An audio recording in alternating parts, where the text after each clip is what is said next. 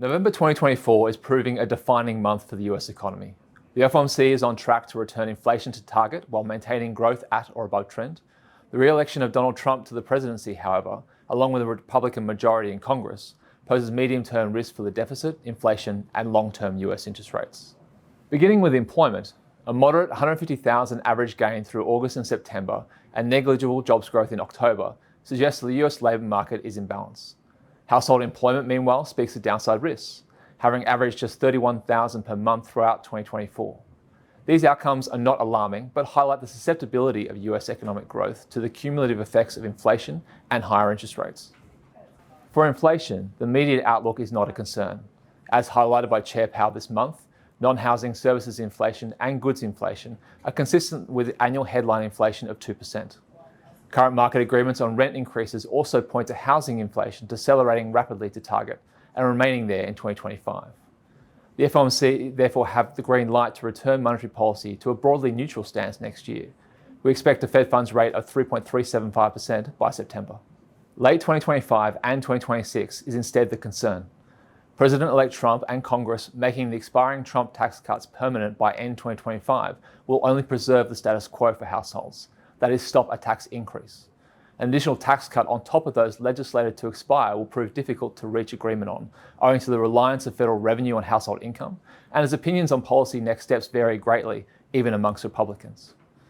A cut to the corporate tax rate could support capacity and growth, but only with a significant lag, and so is unlikely to aid household incomes in 2025 or 2026.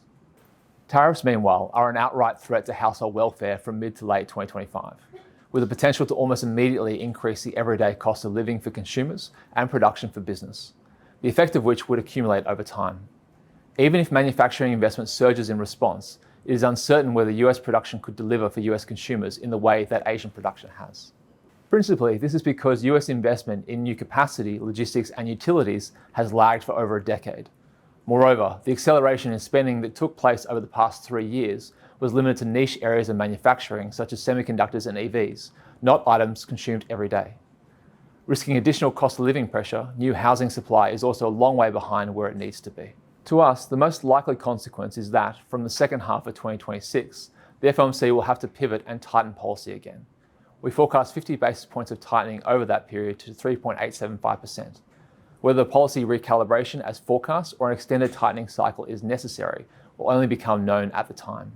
Regardless, inflation risks, a rising Fed funds rate, and a deteriorating federal deficit are likely to widen the spread between the policy rate and government bond yields, pushing up market interest rates for businesses and consumers.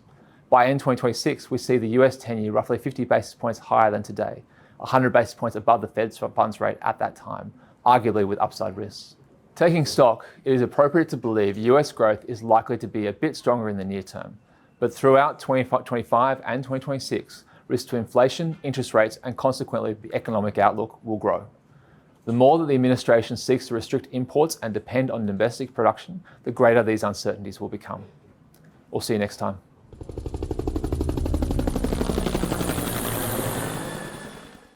The content of this recording is informational and of general nature only, and is not intended to constitute a research report or reflect any recommendation or financial advice. It has been prepared without taking into account your objectives, financial situation, or needs, and investment decisions should not be based on it.